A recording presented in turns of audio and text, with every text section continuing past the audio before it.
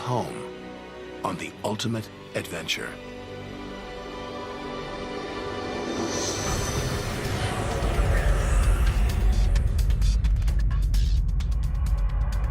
To discover wonders, confront horrors, beautiful new worlds, malevolent dark forces,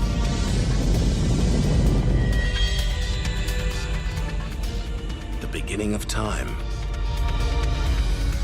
the moment of creation. Would we have the courage to see it through?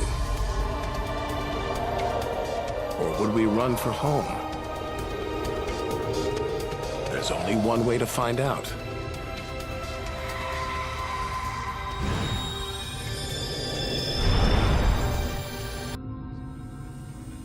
Down there, life continues. The traffic is awful, stocks go on trading, and Star Trek is still showing.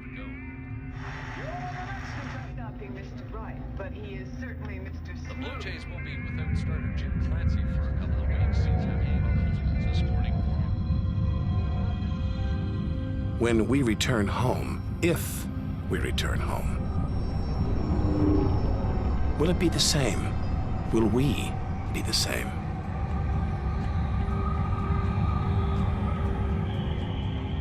We have to leave all this behind, to dip our toes into the vast dark ocean, on to the moon.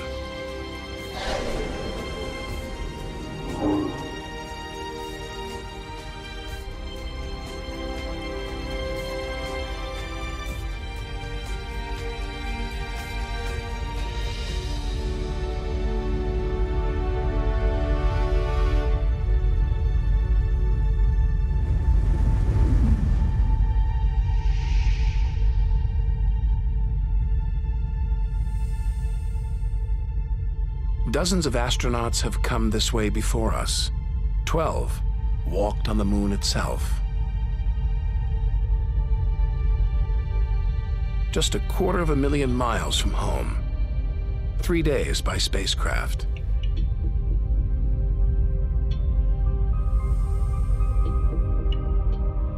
Barren. Desolate. It's like a deserted battlefield, but oddly familiar. So close, we've barely left home.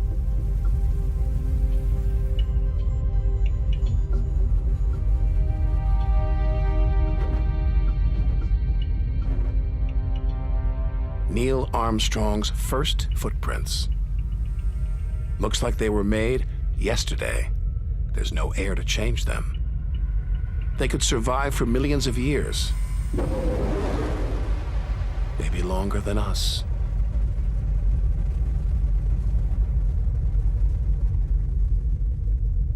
Our time is limited. We need to take our own giant leap. 1 million miles, 5 million, 20 million miles. We're far beyond where any human has ever ventured. Out of the darkness, a friendly face. The goddess of love, Venus. The morning star, the evening star. She can welcome the new day in the east, say goodnight in the west.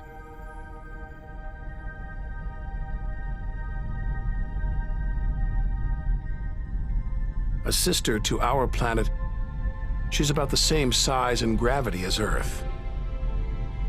We should be safe here. But the Venus Express space probe is setting off alarms. It's telling us these dazzling clouds, they're made of deadly sulfuric acid. The atmosphere is choking with carbon dioxide.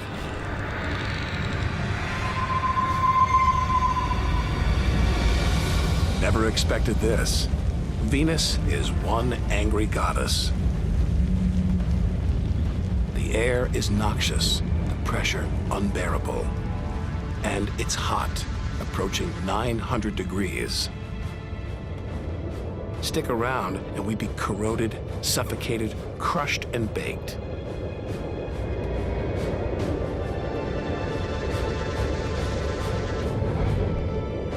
Nothing can survive here. Not even this Soviet robotic probe. Its heavy armor's been trashed by the extreme atmosphere.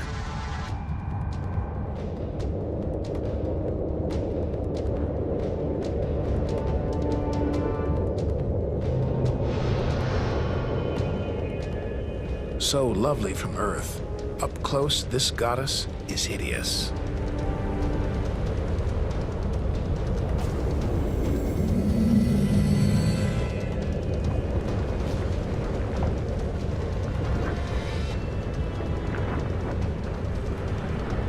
She's the sister from hell, pockmarked by thousands of volcanoes.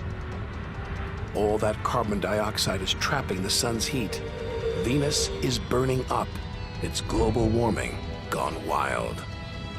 Before it took hold, maybe Venus was beautiful, calm, more like her sister planet Earth. So this could be Earth's future. Where are the twinkling stars? The beautiful spheres gliding through space? Maybe we shouldn't be out here. Maybe we should turn back. But there's something about the sun, something hypnotic, like the Medusa, too terrible to look at, too powerful to resist. Luring us onwards, on, like a moth to a flame. Wait, there's something else, obscured by the sun. It must be Mercury. Get too close to the sun, this is what happens. Temperatures swing wildly here. At night, it's minus 275 degrees. Come midday, it's 800 plus. Burnt, then frozen.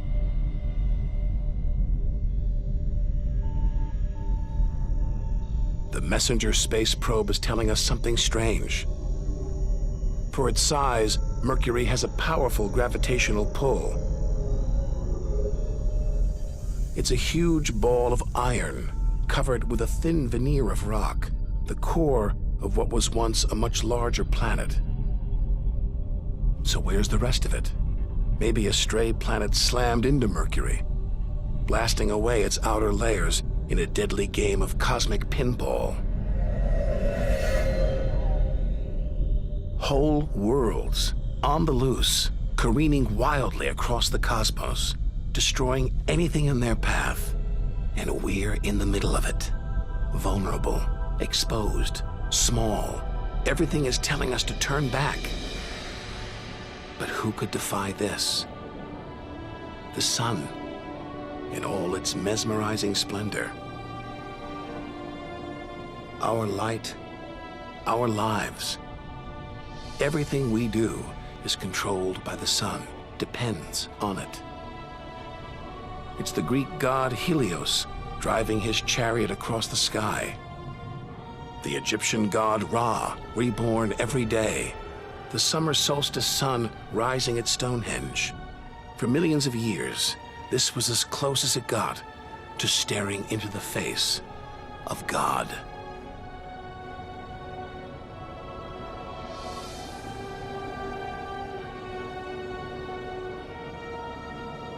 It's so far away.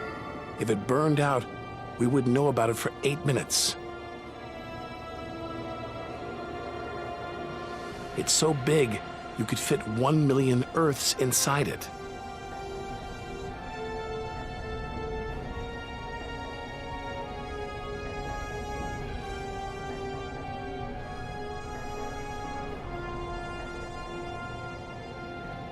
But who needs numbers? We've got the real thing. We see it every day, a familiar face in our sky. Now, up close, it's unrecognizable. A turbulent sea of incandescent gas. the thermometer pushes 10,000 degrees. Can't imagine how hot the core is. Could be tens of millions of degrees.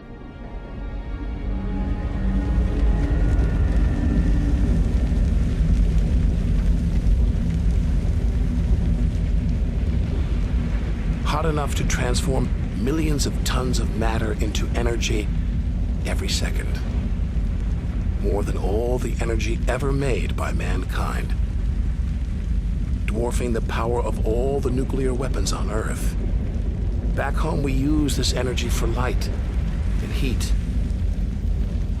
But up close, there's nothing comforting about the sun. Its electrical and magnetic forces erupt in giant molten gas loops. Some are larger than a dozen Earths, more powerful than 10 million volcanoes.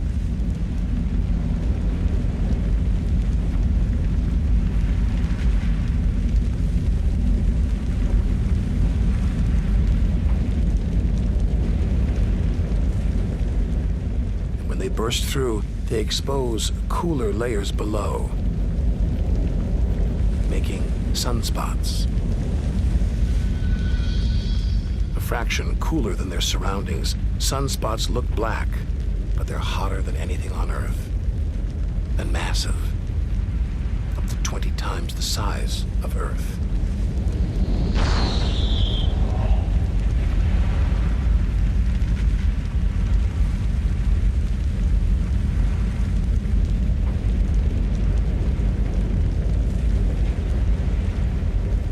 But one day, all this will stop. The sun's fuel will be spent.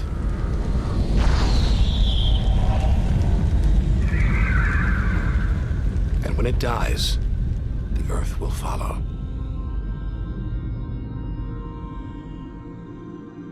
This God creates life, destroys it, and demands we keep our distance.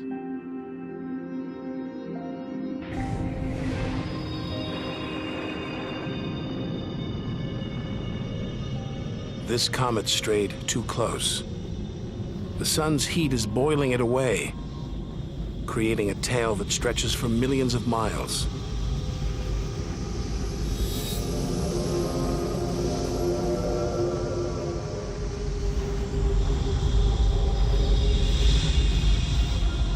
It's freezing in here. There's no doubt where this comet's from, the icy wastes of deep space. But all this steam, and geysers and dust, it's the sun again, melting the comet's frozen heart. Strange, a kind of vast, dirty snowball, covered in grimy tar. Tiny grains of what looks like organic material preserved on ice since who knows when. Maybe even the beginning of the solar system. Say a comet like this crashed into the young Earth billions of years ago. Maybe it delivered organic material and water, the raw ingredients of life. It may even have sown the seeds of life on Earth that evolved into you and me.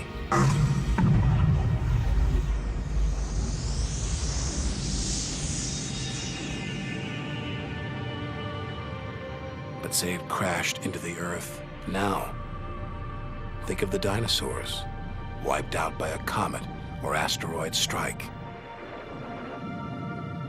It's only a question of time. Eventually, one day, we'll go the way of the dinosaurs.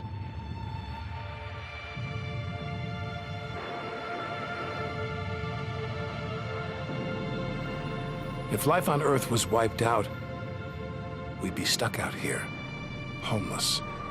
Adrift in a hostile universe. We need to find another home. Among the millions, billions of planets, there must be one that's not too hot, not too cold, with air, sunlight, water. Where, like Goldilocks, we could comfortably live.